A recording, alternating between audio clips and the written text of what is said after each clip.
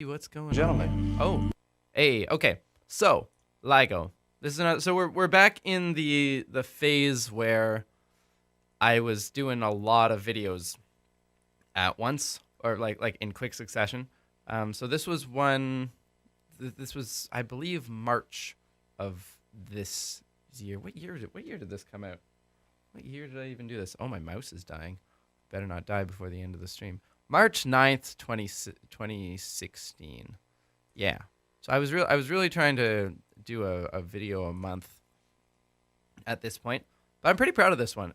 This like the I Can't Feel My Face was one of these songs that like took over the I don't know, took over the airwaves, and I actually really liked it. Like I actually got the Weeknd's whole CD, and or I mean, it wasn't a CD. I downloaded it on iTunes or whatever.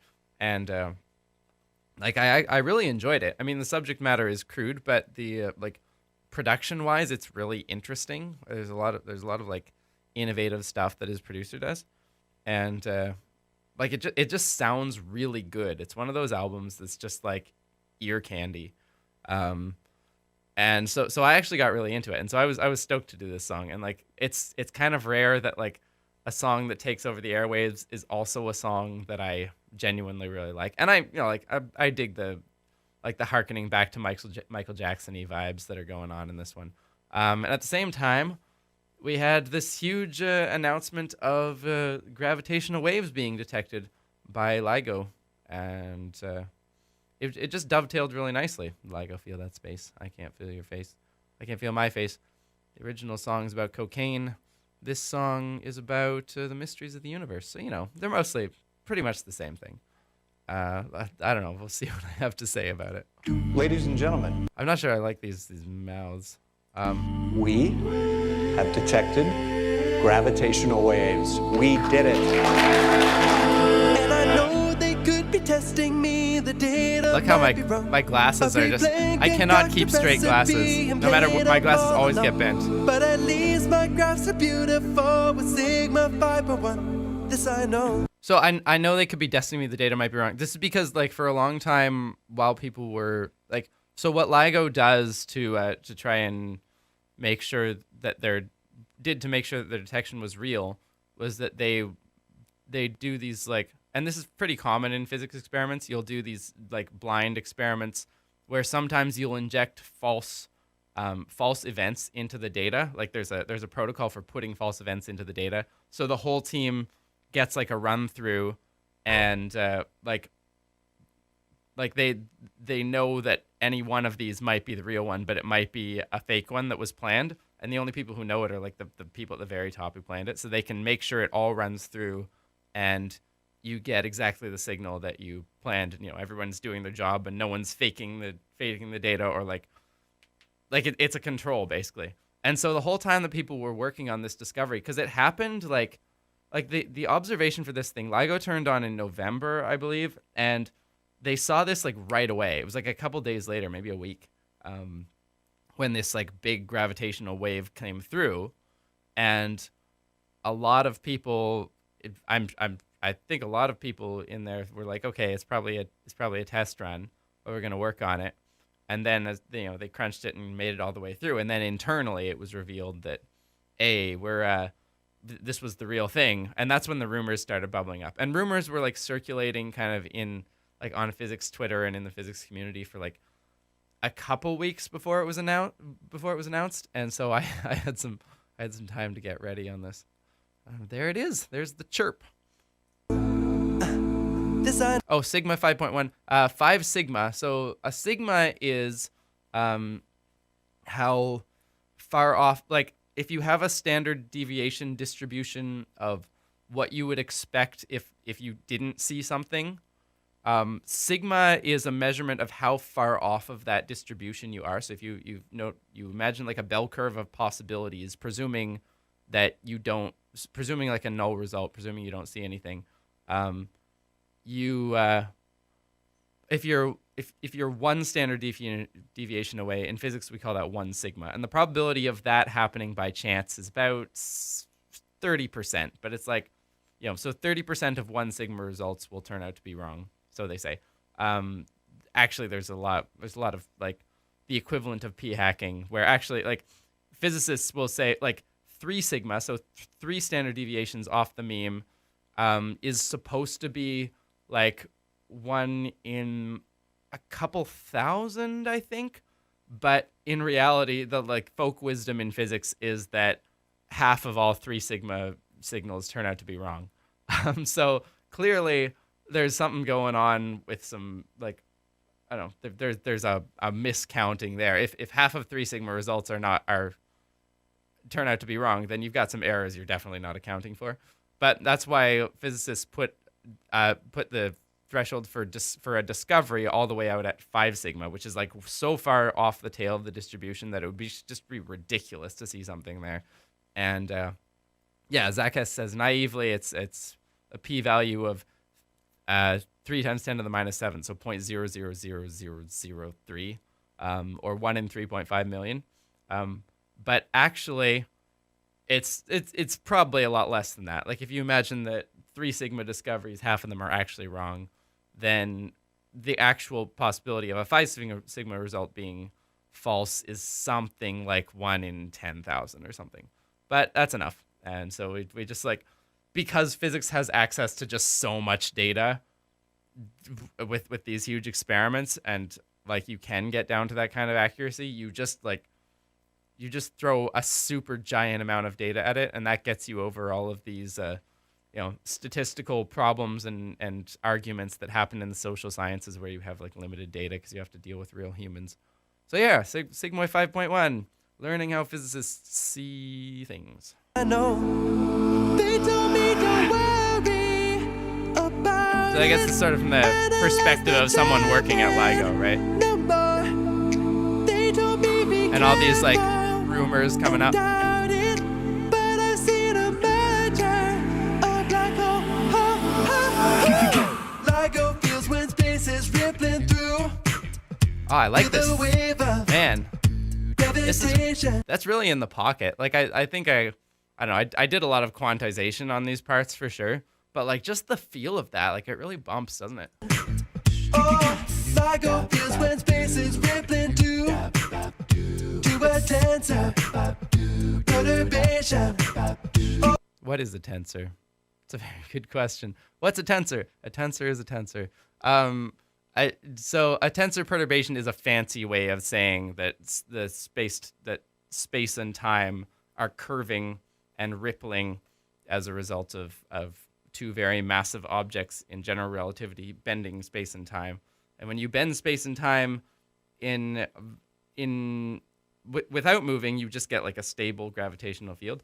But if you bend space and time moving really fast, then gravity actually does have a velocity to it. This is one of the things that I always wondered when I was in high school. Does gravity have a speed? It turns out yes. The speed of gravity is the speed of light, and so just like if you move something along the surface of the water, you'll have ripples coming out as you disturb it that are traveling at the speed of the ripples. If you move something along space-time that's very heavy, you will have a ripple moving along at the speed of light. It's a little more complicated because you can't just move it linearly. You have to accelerate it because special relativity says there's no such thing as linear movement that's objective. So a linear movement will not create any, or like a straight, an unchanging constant velocity won't make any ripples. You need things accelerating in a gravitational field. So in this case, it's 2 of the largest objects in the universe, the most massive objects in the universe. These are stellar. They're like higher than stellar mass black holes. I think maybe it says later on in the song, but they're around 100 solar masses each, compactified into a pretty tiny space, and they were rotating around each other, and as they rotate, I always get mixed up rotate and orbit. Rotate is to turn on itself, and orbit is to turn around other things. So they're orbiting around each other, and as they orbit around, because they're accelerating through space-time, they're sending out gravitational waves, and that's actually taking energy out of the system. And the only way to keep the energy of the system, like it can conserve energy, is that now they have to orbit in tighter and tighter. They're losing energy, so they're like spiraling into each other, and then finally they spiral in and meet and merge into one big black hole. And so there's a bunch of cool graphics here that you'll see about that. But I don't know if that was obvious from looking at these graphics. Good job on LIGO really had a good production team with this, because they for the announcement they had already made a whole bunch of good scientifically accurate pictures of this, like this one here. That's a view of what it would actually look like to see these black holes close up, because when light bends space-time, when black holes bend space-time, light curves in the curved space-time. It's trying to travel along a straight line, but there are no straight lines because space-time is curved. So it ends up forming these lensing effects. And this is an actual perfectly accurate scientific simulation of what it would look like to see these things merging. So that's pretty cool. And then there's a bunch of these that are of trying to show various things. But let's continue on. To a dancer, perturbation. Vacuum sealed interferometer, an L5 mile long. Spit a laser, bounce 300 times compared to distance gone. One is in Louisiana and one more in Washington. That's LIGO, yeah, LIGO. Okay, so I think that's a pretty good summary of what's going on with the black hole, with the gravitational wave detector. See, what gravitational waves are is their curvatures and their fluctuations in the shape of space-time. So basically, when they pass through, they'll make one direction slightly squashed, like very, very, very slightly squashed, like 1/100th of the width of a proton squashed over a range of like a kilometer. But they will squash this direction. If they're passing this way, they'll be like alternately squashing and stretching the transverse directions. So like this direction squashed, this direction squished, and then this direction squashed, this direction squished. And so what you do with these things is you just have it's basically an incredibly accurate ruler. You've got a kilometer long ruler made of lasers, and it's actually way longer than a kilometer because they're bouncing the lasers back and forth between two mirrors like a bunch of times. And then so you split this laser and you send it down two paths that are supposed to be they don't have to be exactly the same length, but they're very long. And then they come back and they re-merge and they make this interference pattern here. Sort of like a bunch of bright and dark patterns where they're destructively or constructively interfering with each other. And let's see if we can watch it. Yeah. So as the wave passes by, this arm, space-time squishes in this direction. So this arm gets shorter, this arm gets longer. And whether a given spot on this screen is bright or dark depends on whether, when these things come back, they're at the same place in their wave cycle, because they're waving up and down like this. So if this one happens to be on like an up cycle and this one on a down cycle, then they'll cancel out. If they're both on an up cycle, then they'll add up and make a bright spot. So you change this, you change the length. Gravitational wave changes the length, and that changes how many cycles before you hit that screen, and that changes which spots are dark and which spots are bright. Yeah, it was really hard. Like, I remember learning about LIGO when I was in undergrad in 2008, 2009. And they were like, okay, the real challenging part is to get this thing to measure so accurately and keep it away from all of the, all of just the noise, everything else on the planet that can slightly change the length of these arms, because the amount that they're changing is ridiculously small. Again, it's like fractions of the width of a proton. So a truck rolling by will make a huge rumble that'll mess with the signal, and just all sorts of things, like slight swingings or thermal fluctuations inside, just thermal noise in the in the chamber is a huge problem because heat is movement, and movement causes changes in the placements of different parts of the mirror, and they're actually sensitive enough that matters. So it was like this huge Herculean task to very slowly like engineer their waves out of all of these noise problems, and it took a quite a long time, and also I think a lot of like machine learning to get to pull the signal out of the noise. Okay, yeah, and so the reason why there's one in Louisiana and one in Washington is, and actually now there's one in, is it in India, Virgo? I believe Virgo is in India somewhere. So you want them far away from each other. One, so that you can tell that you didn't, like, one of the big ways to get rid of noise is that if there's a truck driving along here, there's not going to be a truck driving along there. So if you see a signal there and a signal there, it's a lot more. Italy. Is it Italy? Okay. I believe there was one being built in India too. So if Virgo's in Italy. There was supposed to be one in India, but I can't remember what it's called. That's so yeah, so this is pretty good. Like, you want the maximum distance between these possible. Number one, because if a gravitational wave is coming in at an angle, it'll hit this detector and then it'll hit this one, and so you'll actually be able to tell where it's coming from like the time delay. You can triangulate it a bit, but this is not a great triangulation. A much better triangulation would for it to be like for there to be one on the other side of the world, which is why okay, the one in India is literally called LIGO India. Cool. And Kagra in Japan. Oh, cool. I didn't know about Kagra. Yeah, so the more of these you have, because the other thing is that these aren't sensitive to gravitational waves coming in from all directions, at least not equally, because they have, like, there's an L prong sticking out here and L prong sticking out here. This will be most sensitive to a gravitational wave coming in from above, and not so much one coming from off to the side, because one of these arms is going to be insensitive to that. You're only going to get one of them moving. And so you want them pointing in a bunch of different directions so that they can all get the same signal, and based on their different angles, they can figure out exactly where it's pointing from, what direction it's going. Yeah, good fun.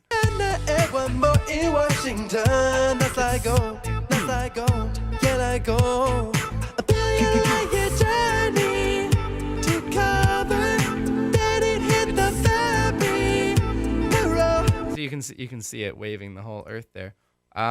I don't remember what a Fabry-Perot is. Somebody tell me what a Fabry-Perot is. Yeah, you can see a better illustration there.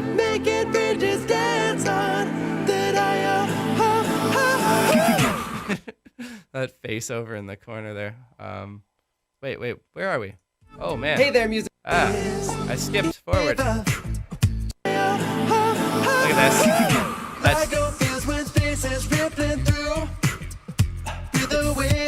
Okay, like the history. I'm not sure if I like these boxes are usually a no-no to have you having to read things. 1999.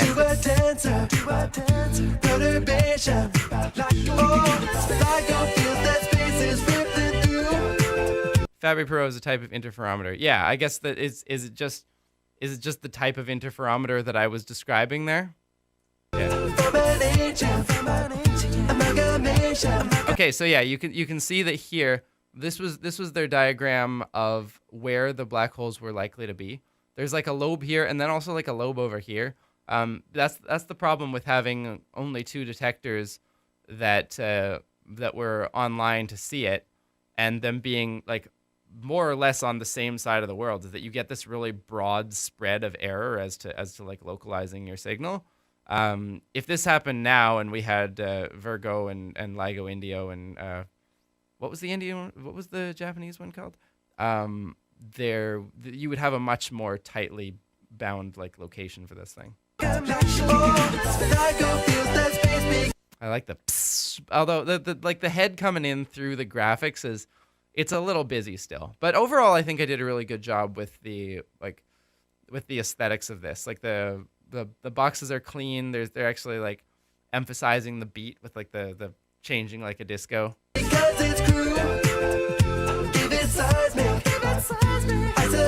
Oh, there's the suspension system. Yeah, so this is how you try to isolate yourself from all the ground rumblings, both from like actual seismic activity and from people passing by in trucks and whatever else.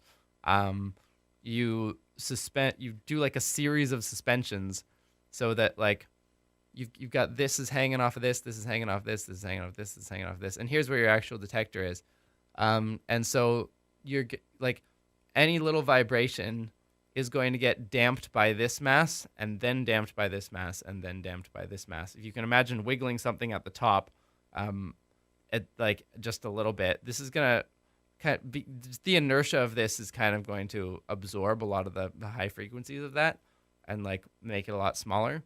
And then so you have this one wiggling a lot less. So this one's like whoa, and this one's like wiggling a bit, and then this one, same thing here, big inertial thing, wave like wiggling very little bit, and then you get down to here, and hopefully by the time you're down here, any signal that is affecting this is just completely damped out, and the only thing will be like maybe a very long sway if you have like very large amplitudes that and that's that's very different from a very quick black hole chirp. So yeah, isolation, good for us right now, good for LIGO then.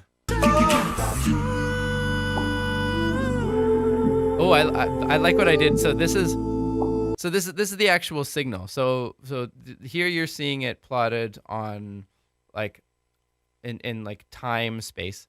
So it's these black holes are orbiting each other. Womp, womp, womp, womp. Yeah, you can see it better here. Womp, womp, womp, womp, womp, womp. As they spiral in, it gets faster and faster, and then merge and like decay. Like this is called ring down here.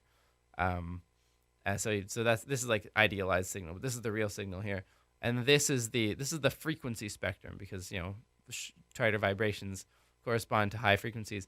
And so the fun thing about gravitational waves is that they're literally the equivalent of sound in the medium of space-time, and so you can actually turn them into a sound. So what you're hearing here, if you weren't aware, I think a lot of people are aware of this because I tried to make it fairly obvious. But if you hear that whoom, whoop, whoop, it's kind of like a that I'm making the beat with. This is literally the signal turned into sound. I think this one is from one detector and this one's from the other detector, and I like pitch shifted them around. But I think like this one, the like, that's literally the frequencies that it is. So these things are spinning so insanely fast. It's they're spinning at like 100 times every second around each other at the point where they converge. So it actually is like audible hearing range for humans if you just convert it into a medium that our ears are sensitive to, which I think is pretty sweet. So that was fun. And then this is like the best diagram that they put out of really seeing what's going on. Like this is I guess the equivalent of gravitational potential in GR, or like space-time curvature or whatever, as like a heat map. And you can just see how it gets crazier as they get closer to each other. This event's power is enormous. 50 universes. So yeah, you got the real time here. So this is very slowed down. This is all happening within a third of a second. We had indirect clues back before this. All you GR haters, you were all. Look at the way the space-time spikes here. Yeah, that moment of like maximum curvature where it's like all of space-time is like roiling together as these things merge in this crazy dance. That's really fun. Does a pair of black holes count as an instrument? I don't care, because for some things it is worth breaking the particularly stringent definitions of a cappella, and this was one of those times. It's not a cappella, but it is science. So I feel like if I'm taking my sounds directly from science, it's fair game. What was I gonna say? I was gonna say something else. Oh yeah, we had indirect clues before this. This is true. We had already observed. So neutron stars do this too. If you've got a binary pair of neutron stars that are circling around each other, they'll spiral into each other over time, and you can observe them increasing their frequency. And it's pretty easy to observe neutron stars with visible light if they're pulsars, if they happen to be like shooting radio waves out of their poles that that are hitting us. So we had seen this, like we had this indirect proof basically of gravitational waves, like something was taking energy away from these neutron stars. It fit exactly with GR's calculations. There was nothing else that it could have been. So it wasn't like LIGO didn't discover that gravitational waves exist. We knew that. It would have been incredible if and ridiculous if LIGO had gotten down to the sensitivity it needed and didn't see them. That would have been so far out that I don't know what we would have done. But it's not just about the fact that gravitational waves exist. It's that now you can actually do you can have gravitational wave astronomy. Once you can get enough of these things around the Earth and they can localize signals, you can start to get statistics on, okay, well, how many black holes are there of this size, or different distributions of sizes? Like how many of them are spiraling into each other? How many neutron stars are spiraling into each other? These big events. Is there anything out there that we just have no clue about? Every time we point a new type of telescope at the sky, we see things that we don't understand. Quasars or gamma ray bursts that then need explaining. So that's the real triumph of LIGO, is not confirming that gravitational waves exist, although it's really cool to see them, but that now they're like a functional tool. It's like having a new sense to view the cosmos. Oh, 50 universes of suns. That's a power. So some people have become unpleasant. I've become unpleasant. I'm reading the chat. Hello there says that all sounds unpleasant, and I just put it right into my mouth. Some people have been a little confused about that line, 50 universes of suns. They're like, wait, how can this have the power of 50 universes of suns? Like, wouldn't that completely annihilate all of the energy contributions from stars? So here's what that line means. If you look at the observable universe, all the power output of the observable universe is, well, it's the, you add up all the star masses. There's 100 billion stars in every galaxy. There's 100 billion galaxies. So something on the order of 10 to the 26 solar outputs worth of energy. So that's what's the output of the sun? It's 10 to the 35 joules. I don't know. It's a lot. Joules. No, watts. What's the output of the sun? I don't know. It's a bunch. So it's a ridiculous amount of power. The difference is the power output that I'm talking about is an instantaneous power output, because power is energy over time. So that's the peak of this. At this moment right here, right there, where space-time is warping in this totally crazy way for probably about a millisecond, the energy that these things are sending out in this crazy space warping, if you divide it by the ridiculous short amount of time that it's emitted in, you get a power output that's 50 times larger than the total power output of all the stars in the observable universe, which is pretty cool. But it is only for 1 millisecond. So it's, in terms of absolute energy, it's not a huge amount. I mean, it's a huge amount, but it's not 50 universes worth of energy. It's 50 universes worth of power for a very, very small time. LIGO feels when space is rippling through. The wave of gravitation. Oh, LIGO feels when space is rippling through. To a tensor perturbation. Oh, LIGO feels that space is rippling through. Can you feel that? Yeah. Am I doing anything else with this? I still just really like bopping to this. I don't know. It's just tightly produced. The original is super well arranged, and I just followed their arrangement and did the best as I could with my voice. So I don't know, it just sounds good. LIGO's view of space is rippling through. Our collective imagination. station. Oh, that's it.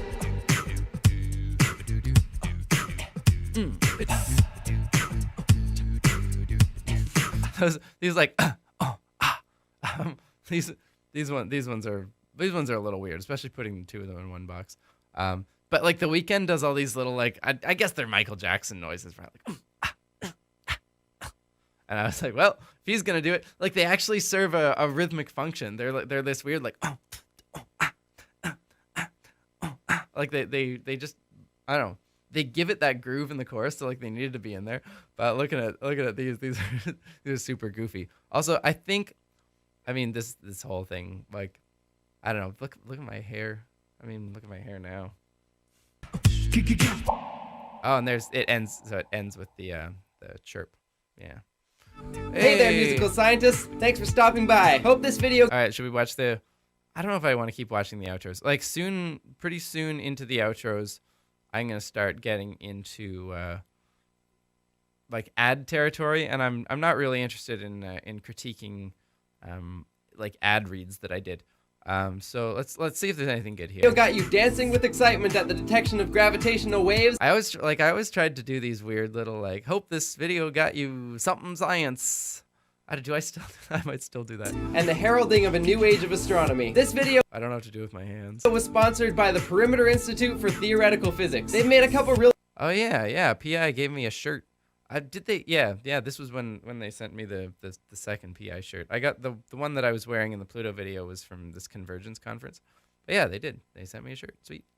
Thanks, PI. really good videos explaining why this... And they didn't really ask for anything either. Like I much prefer getting sponsorships from like scientific institutions, because like they're not trying to sell you something. They're just trying to be like, hey, look at the cool science that we're mandated and have a budget to promote.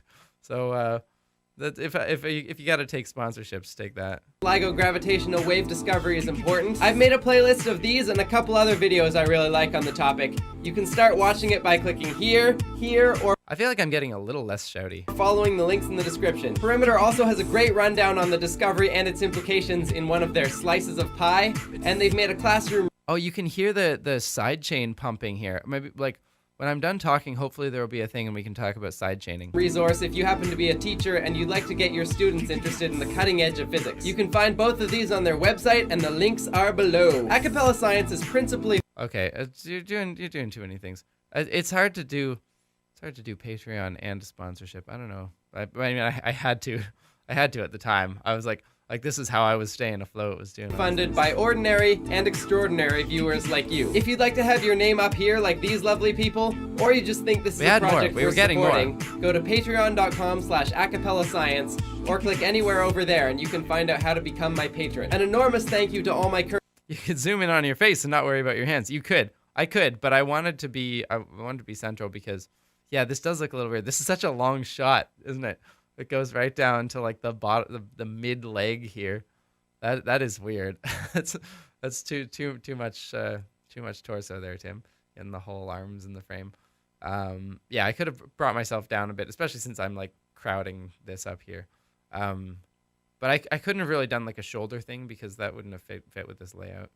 Current patrons. To you and everybody else, my name is Tim Blay, and I'll see you on next month's Acapella Science. Next month. I was bold. I knew I was doing one a month. Science.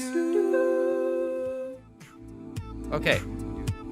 Yeah, listen to the background vocals there, just like the parts that are going ooh. Listen to how they're sort of going up and down. You hear it?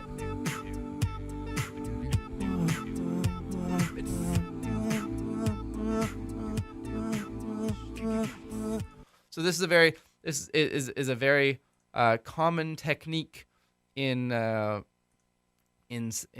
like modern dance production. Acapella Science. I did want to show off the shirt. I liked that shirt. But so what you do is you take the kick drum. So in this case, I'm going like boom, boom, boom, boom. And in your you've got a whole bunch of tracks in your like sound maker thing, and then I've got this boom, boom, boom, boom, and then I've got like a bunch of voices that they've got some like chorusy effects on them, whatever. They're like doubled, they're stereo spread, they're whatever, and they're like without that one on, you would just hear them as like a constant ooh, like you can hear that in the intro.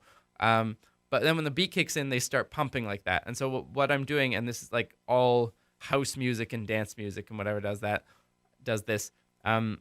You're giving the like the kick drum like the power, like that 4 to the floor, like and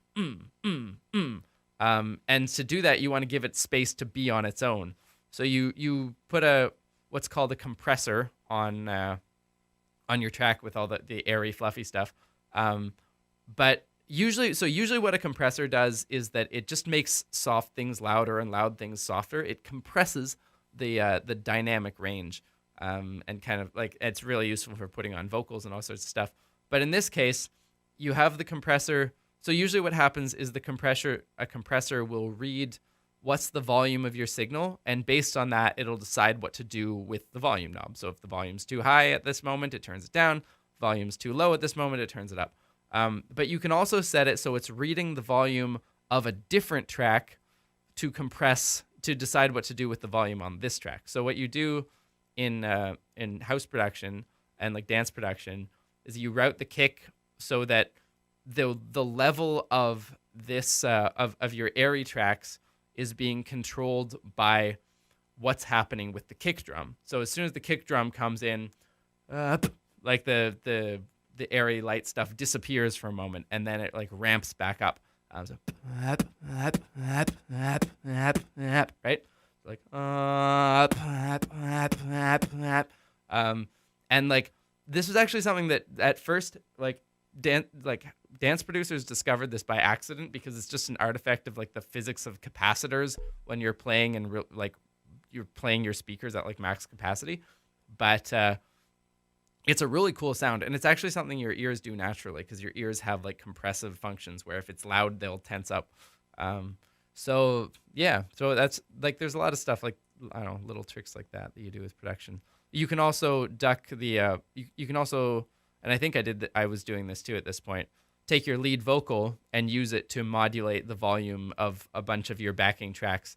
And so every time you're singing, those other tracks drop out of the way just enough that your lead sits really nicely and it's not trying to shout over something else. Yeah, musical production times.